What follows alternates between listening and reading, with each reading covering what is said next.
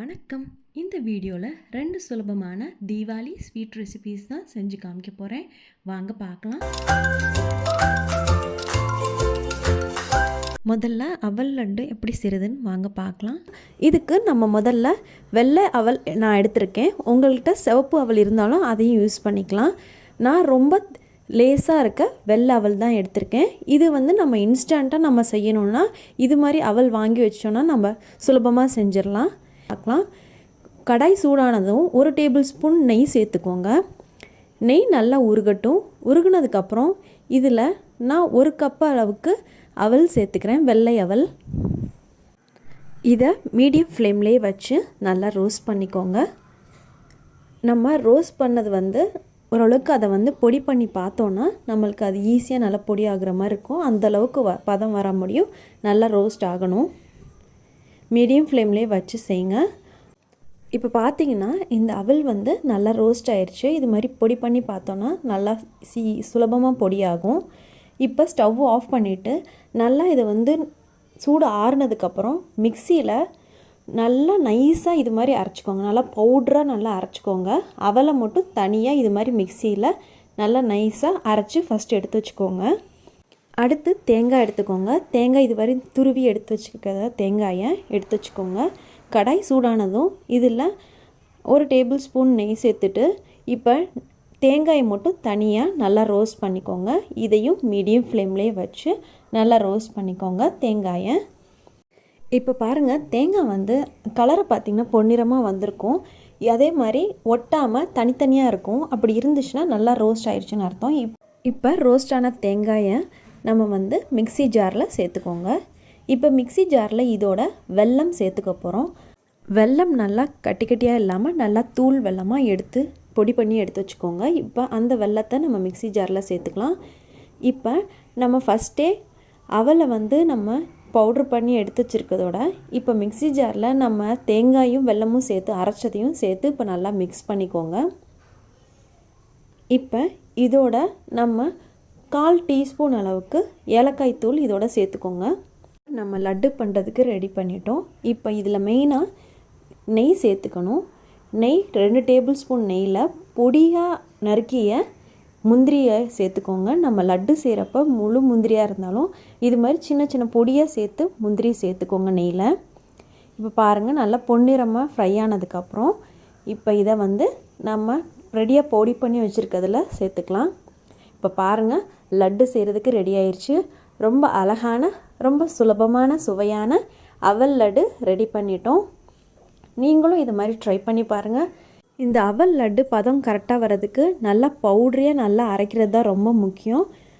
அதனால் அவலை நல்லா ரோஸ்ட் பண்ணிவிட்டு பண்ணோன்னா இது மாதிரி ரொம்ப அழகான சுவையான அவல் லட்டு ரெடி ஆயிரும். இப்போ அடுத்த ஸ்வீட் ரெசிபி செய்ய ஆரம்பிக்கலாம். நம்ம இட்லி அரிசி நான் 1 கப் எடுத்திருக்கேன். இந்த 1 கப்பு இட்லி அரிசிக்கு 1/2 கப் அளவுக்கு உளுத்தம்பருப்பு எடுத்துக்கணும். இப்போ இது ரெண்டையுமே நம்ம ஃபஸ்ட்டு ஊற வச்சுக்கலாம். இட்லி அரிசியை முதல்ல நல்லா வாஷ் பண்ணிவிட்டு இந்த இட்லி அரிசியை ஊற வைக்கிறதுக்கு தேவையான அளவு தண்ணி ஊற்றி இதை 2 மணி நேரம் ஊற வச்சுக்கலாம். அடுத்து நம்ம உளுத்தம்பருப்பை ஊற வச்சுக்கலாம். உளுத்தம்பருப்பு 1/2 கப் அளவுக்கு எடுத்திருக்கேன். அதை நல்லா கழுவினதுக்கப்புறம் இப்போ ஊற வைக்கிறதுக்கு தேவையான அளவுக்கு தண்ணி ஊற்றிக்கோங்க. இதை 1 மணி நேரம் கண்டிப்பாக ஊற வைக்கணும். இது ரெண்டையுமே ஊற வச்சதுக்கப்புறம் இதை தனித்தனியாக தான் நம்ம அரைக்க போகிறோம். 1 மணி நேரம் கழித்து இப்போ முதல்ல நம்ம உளுத்தம்பருப்பை நம்ம ஃபஸ்ட்டு அரைச்சிக்கலாம். உளுத்தம்பருப்பில் இருக்க தண்ணியை ஃபுல்லாக வடிகட்டிட்டு நம்ம மிக்ஸி ஜாரில் இப்போ இதை சேர்த்துக்கலாம். தண்ணி ரொம்ப சேர்க்காதீங்க.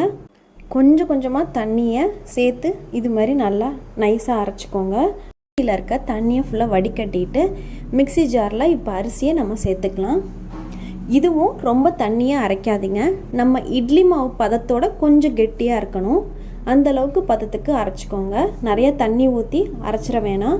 இந்த பிரசாதம் செய்கிறதுக்கு ரொம்ப முக்கியமானது நம்ம அரைக்கிற இந்த உளுத்தம்பருப்பும் இட்லி அரிசியோட மாவு பதம் தான் ரொம்ப முக்கியம்.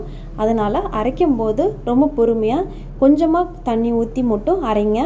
இப்போ பாருங்கள், மாவோட பதம் இந்த அளவுக்கு இருக்கணும். அப்போ தான் நீங்கள் அந்த உளுத்தம்பருப்பு மாவோட நல்லா மிக்ஸ் பண்ணும்போது நல்லா கெட்டி பதமாக இருக்கும். மாவையும் உளுத்தம்பருப்பு மாவையும் நல்லா ஈவனாக மிக்ஸ் பண்ணிக்கோங்க. நல்லா ஈவனாக ரெண்டையுமே நல்லா சேர்த்து நல்லா மிக்ஸ் பண்ணிக்கோங்க. நல்லா ஈவனாக இட்லி அரிசி மாவு நல்லா உளுத்தம்பருப்பு மாவோட நல்லா ஸ்ப்ரெட் ஆகணும். நல்லா மிக்ஸ் பண்ணதுக்கப்புறம் ஒரு பிஞ்ச் அளவுக்கு உப்பு சேர்த்துக்கோங்க. நல்லா உப்பு நல்லா ஈவனாக மாவில் ஸ்ப்ரெட் ஆகிற மாதிரி மிக்ஸ் பண்ணிக்கோங்க. ஒரு 5 to 6 தேங்காய் பீஸ் தேவை. இப்போ இந்த தேங்காயை நம்ம மிக்ஸி ஜாரில் நல்லா நைஸாக அரைச்சிக்கலாம். தண்ணி சேர்க்காம இது மாதிரி நைஸாக அரைச்சிக்கோங்க. தேங்காய் அரைச்சதோடையே நம்ம 2 ஸ்பூன் அளவுக்கு பொட்டுக்கடலை சேர்த்துக்கோங்க. இப்போ இதோடையே நம்ம 3 ஸ்பூன் அளவுக்கு வெல்லம் சேர்த்துக்கோங்க. நல்லா பொடியாக செஞ்சு வச்சுருக்க வெல்லத்தை இதில் மிக்ஸி ஜாரில் சேர்த்துக்கோங்க. இப்போ இந்த 3ஐயுமே சேர்த்து நல்லா நைஸாக பசரில் நல்லா நைஸாக அரைச்சிக்கோங்க. இது நல்லா நைஸாக அரைச்சதுக்கப்புறம் இது மாதிரி உருண்டை வச்சு பாருங்கள். இது மாதிரி நல்லா உருண்டை வைக்க வந்துருச்சுன்னா பதம் கரெக்டாக இருக்குது, அரைச்சது போதும். இப்போ நம்ம இனிப்பு பிரசாதம் செய்கிறதுக்கு இந்த நம்ம அரைச்சிருக்கிறது எல்லாத்தையுமே நம்மளுக்கு எந்த அளவுக்கு சைஸ் வேணுமோ அதுக்கு ஏற்ற மாதிரி உருண்டைங்களாக வச்சுக்கலாம். அடுத்து நம்ம இது மாதிரி உருண்டையாக எடுத்து வச்சதுக்கப்புறம் மாவில் நல்லா இது மாதிரி ஃபுல்லாக கவர் பண்ணுற மாதிரி செஞ்சுக்கணும். எல்லா சைடுமே மாவால் நல்லா கவர் பண்ணிக்கோங்க. கடாயில் எண்ணெய் நல்லா சூடானதுக்கப்புறம் இது மாதிரி நல்லா கவர் பண்ணியிருக்க இந்த உருண்டையை இப்போ நம்ம கடாயில் எண்ணெய் நல்லா சூடானதில் சேர்த்துக்கலாம். இது மாதிரி எல்லா சைடுமே நல்லா ஈவனாக நல்லா வேக வைக்கிறதுக்கு இதை அப்பப்போ திருப்பி போட்டுக்கோங்க. இப்போ பாருங்கள், ரொம்ப சுவையான ரொம்ப சுலபமான ஸ்வீட் ரெசிபி ரெடி ஆயிடுச்சு. இது மாதிரி நம்ம செஞ்சு வச்சுருக்க எல்லா உருண்டைகளையும் நம்ம மாவில் நல்லா கவர் பண்ணிவிட்டு இது மாதிரி எல்லாத்தையுமே செஞ்சு வச்சிடலாம். இப்போ நம்ம ஸ்வீட் ரெசிபி ரெடி பண்ணிட்டோம். இந்த 2 ஸ்வீட் ரெசிபீஸையும் ட்ரை பண்ணிவிட்டு தீபாவளியை சந்தோஷமாக கொண்டாடுங்க. இனிய தீபாவளி வாழ்த்துக்கள்.